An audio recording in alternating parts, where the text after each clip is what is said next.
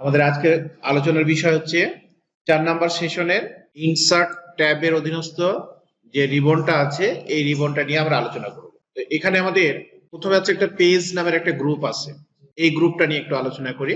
এই গ্রুপটার মধ্যে আমরা দেখতে পাচ্ছি যে কভার পেজ, তারপর হচ্ছে ব্ল্যাঙ্ক পেজ আর হচ্ছে পেজ ব্রেক। এই তিনটা আইকনের কাজ কি, এই তিনটা আইকনের কাজ আমরা দেখে তারপরে বাকি আমরা আসবো। তাহলে আমরা এই তিনটা কাজ দেখার জন্য আমরা প্রথমে স্ক্রিনে কিছু টেক্সট নিয়ে আসি, তাহলে আমাদের জন্য একটু বুঝতে সুবিধা হবে।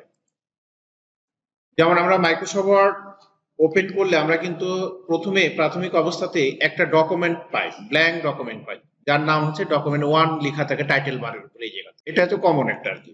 এখন আমাদের এখানে আবার অনেক সময় আমরা দেখা যাচ্ছে যে কোনো একটা হয়তো বই লিখছি বা কোনো একটা টপিকস আমরা লিখছি বা কোনো একটা হচ্ছে থিসিস পেপার নিয়ে আমরা কাজ করছি, এরকম সিচুয়েশনে আমাদের অনেক সময় কাভার পেজ তৈরি করার প্রয়োজন পড়ে, তাই না? যে একটা বইয়ের একটা কাভার পেজ থাকে না, এই কাভার পেজ গুলা অ্যাকচুয়ালি আমরা ডিজাইন করি হচ্ছে গ্রাফিক্স ডিজাইন। এখন আমরা যদি মাইক্রোসফট ওয়ার্ড থেকে এরকম কিছু টেমপ্লেট নিয়ে যদি ডিজাইন করতে পারি তাহলে কিছুটা হয়তো কাজ আগে, যারা কিছুই জানে না তারা হয়তো এখান থেকে এই হেল্পটা নিতে পারে। মানে এখানে অতটা মনের মতো কিছু পাওয়া যাবে না যে আমরা গ্রাফিক্সে আমরা যেমন আমাদের ইচ্ছা মতো মনের মতো ডিজাইন করব, সেরকম কিছু ডিজাইন পাওয়া যায় না। তো এখানে আমাদের দেখো যে কাভার পেজে আমরা ক্লিক করলে এখানে আমরা কিছু টেমপ্লেট দেখতে পাচ্ছি, এই যে এগুলা, ঠিক আছে? এগুলো হচ্ছে ডিজাইন, কাভার পেজের ডিজাইন, ঠিক আছে? এই যে এখন ধরো তুমি এখানে আমরা মোটামুটি 8 পেজের একটা টপিকস লিখেছি, যে 8 পেজের একটা টপিকস লিখেছি। এখন তুমি চাচ্ছ যে একটা যেমন তেমন একটা কাভার পেজ ডিজাইন হলে ভালো হয়, ঠিক আছে? একেবারে প্রথম পেজের দিকে একটা কাভার পেজ ডিজাইন করতে যেতে, তাহলে আমরা এখান থেকে যে কোনো একটা ডিজাইন জাস্ট যেটা পছন্দ হয় সেটা আমরা এখান থেকে জাস্ট, সাপোজ ধরো এটা বা এটা দিলাম, এটাই দিলাম, এটা হয়ে গেল আমার কাভার পেজ, ঠিক আছে? এখন এই কাভার পেজটাতে কি করব আমরা, যেমন এখানে আমাদের দুইটা টেক্সট বক্স দিয়েছে, এই টেক্সট বক্সের ভিতরে ক্লিক করব, আমরা এখানে লিখে দিলাম। আমরা এখান থেকে ড্রপ ডাউন বাটনে ক্লিক করে এখান থেকে ক্যালেন্ডার নিতে পারি, অথবা সরাসরি আমরা কিবোর্ড থেকে মুছে দিয়ে লিখতে পারি, ঠিক আছে? এখানে হয়তো লিখে দিলাম 2026 সাপোজ। তারপর এখানে টাইপ দ্য ডকুমেন্ট টাইটেল, মানে তুমি যে টপিকসটা তুমি লিখেছো সেই টপিকসটা বা যে বইটা তুমি লিখেছো সেই বইটার তো একটা নাম থাকবে অবশ্যই, তাই না? সেই নামটা তুমি এই জায়গাতে লিখবা, টাইপ দ্য টাইটেল, এখানে লেখা আছে ডকুমেন্ট টাইটেল, এখানে লিখবা। তাহলে এখানে ক্লিক করে সরাসরি সাপোজ আমরা হয়তো লিখে দিলাম যে 2007, সাপোজ ধরো মাইক্রোসফট অফিস 2007 সম্পর্কে তুমি একটা টপিকস লিখেছো, এখন এটাই তুমি এখানে হেডলাইন এটা দিয়ে দিলাম। প্রয়োজন আমরা এখান থেকে এটাকে আরো বড় করতে পারি, এখানে বোল্ড করতে পারি, চাইলে আমরা কিন্তু ফন্ট স্টাইল পরিবর্তন করতে পারি, কালার পরিবর্তন করতে পারি, আমাদের ইচ্ছা মতো করে এগুলো সাজাতে পারবো, ঠিক আছে? আর এখানে একটা তোমার ছবি থাকবে, ঠিক আছে? বা তোমার এমন যদি হয় যে তোমার ট্রাভেল রিলেটেড কোন একটা বিষয় লিখছো, তাহলে তোমার এই ছবিটা মানানসই সেই ক্ষেত্রে। আর মাইক্রোসফট অফিস 2007 এর সাথে তো এই ছবিটা আর মানানসই না, তাই না? এখানে অফিস রিলেটেড কোন একটা ছবি থাকলে ভালো লাগে, তাহলে সেই ছবিটাও তুমি চাইলে এখানে দিতে পারো, এটাকে মুছে দিয়ে তুমি সেই ছবিটা এখানে সেট করে দিতে পারো। তো সেই ছবি কিভাবে নিয়ে আসবে, ইনসার্টের মাধ্যমে, যে আমরা এখান থেকে পিকচারে আসবো, পিকচারে আসার পরে জাস্ট আমি রিপ্লেস করা দেখাতে, যে একটা ছবি যে পরিবর্তন করা যায়। আমার এখানে মাইক্রোসফট ওয়ার্ডের ছবি আছে কিনা জানি না, আমি যে কোনো একটা ছবি নিয়ে যাই, জাস্ট বললাম। আমি যদি এটাও নিয়ে যেতে পারি, মাইক্রোসফট ওয়ার্ডের ছবি নিয়ে যেতে পারবো না? এই কার্ডটা যদি এখানে নিয়ে যেতে পারি, হ্যাঁ, এই যে এখানে আসলাম, আসে এটাকে আমরা কি করব, এখানে নিয়ে এসে এখানে ইন ফ্রন্ট অফ টেক্সট করে দেবো। প্রথমে দেখো এটাকে আমি টেনে নিয়ে আসতে গেলে, কিন্তু আমার নিচের পেজে চলে যাচ্ছে, ঠিক আছে? এটার আমি অফিস 2007 এর নিচে কিন্তু নিয়ে আসতে পারছি না।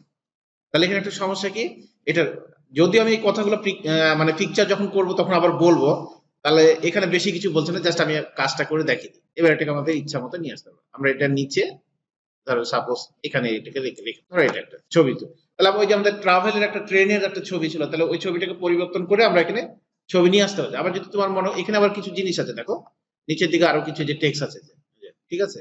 এগুলোকে তুমি পরিবর্তন করতে পারো, এই, ঠিক আছে?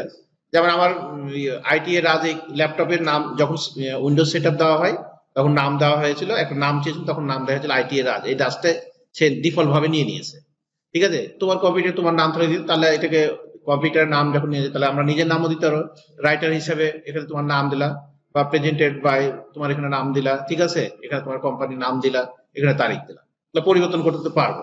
তাহলে আমাদের মূল বিষয় ছিল যে আমরা ইনসার্টে যে আমরা কাভার পেজ থেকে কোনো একটা টাইটেল লেখার পর আমরা যদি মনে করি একটা কাভার পেজের ডিজাইন করব, হ্যাঁ, সিম্পল একটা কভার পেজের ডিজাইন করবো, তাহলে আমরা এখান থেকে আমাদের প্রয়োজন মতো যে কোনো একটা পেজ আমরা এখান থেকে নিয়ে নিতে পারি। আবার এইটাকে তুমি কপি করে লাস্ট পেজে দিয়ে লাস্ট পেজে একটা ব্ল্যাঙ্ক পেজ নিলা এখানে।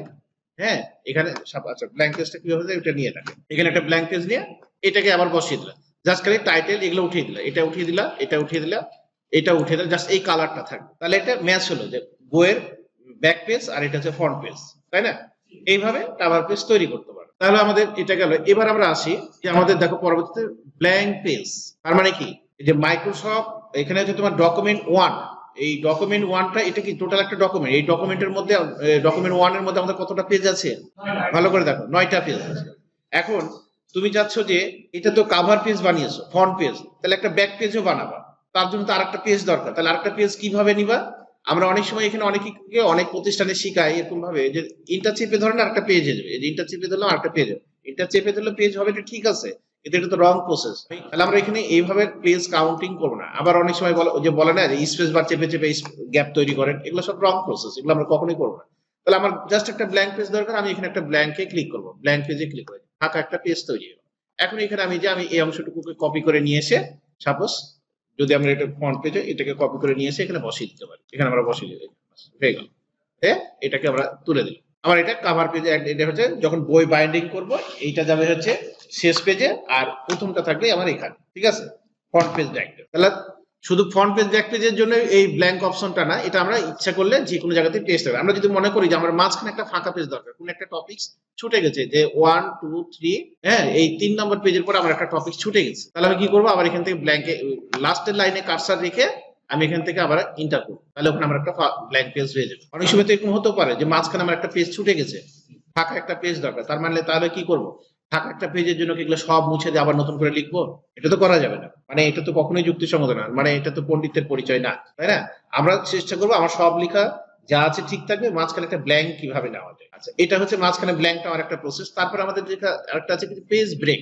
পেজ ব্রেকটা কি? পেজ ব্রেকটা হচ্ছে যেমন ধরো আমার এখান থেকে এইটুকু লেখা, ঠিক আছে, এইটুকু লেখা নিয়ে এসে আরেকটা নতুন পেজ তৈরি করবে, ঠিক আছে, অর্থাৎ এই লেখাটুকু যতটুকু আমি ব্লক করেছি, যে অংশটুকু ব্লক করেছি এখানে, এইটা হচ্ছে এই পেজের মধ্যে থাকবে না, এটা পরবর্তী একটা পেজ তৈরি হবে এবং সেখানে এটা চলে যাবে। তাহলে আমরা কি করব, এখানে আমরা এখানেও কিন্তু ইন্টার চাপলে এইভাবে হবে, বাট আমরা ইন্টার চাপবো না, এটা হচ্ছে রং প্রসেস, ঠিক আছে, এটা হচ্ছে মানে একজন এক্সপার্টের পরিচয় না। এটা একজন এক্সপার্ট কি করবে, জাস্ট লাইনটা যেখান থেকে লাইনটা ব্রেক করবে, পেজটা ব্রেক করবে, ঠিক সেই লাইনের শুরুতে কার্সর রাখবে। দেখো যে আমি একটু দেখিয়ে দিই, ডি এর সামনে কিন্তু কার্সর রেখেছি, আমি যদি ডি এর পরে এখানে যদি কার্সর রাখি তাহলে কি পেজ ব্রেক হবে?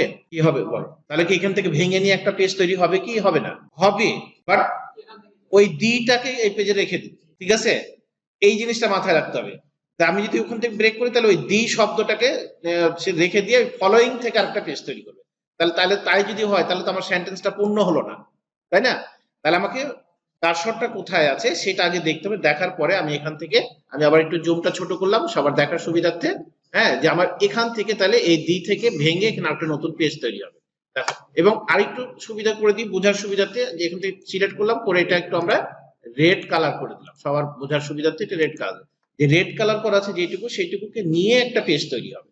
তাহলে আমরা ইনসার্টের থেকে আবার এখানে একটা ক্লিক করি, পেজ তৈরি হয়েছে একটা, এইটুকু সে ফাঁকা করে দিয়েছে, কিন্তু এই যে নিচের এই অংশটুকু ফাঁকা করে। তাহলে আমাদের ইনসার্ট ট্যাবের অধীনস্থ আমাদের যে পেজ গ্রুপ আছে, এখানে কভার পেজের কাজ কি, ব্ল্যাঙ্ক পেজের কাজ কি, পেজ ব্রেকের কাজ কি, তিনটাই আমাদের পরিপূর্ণভাবে দেখা।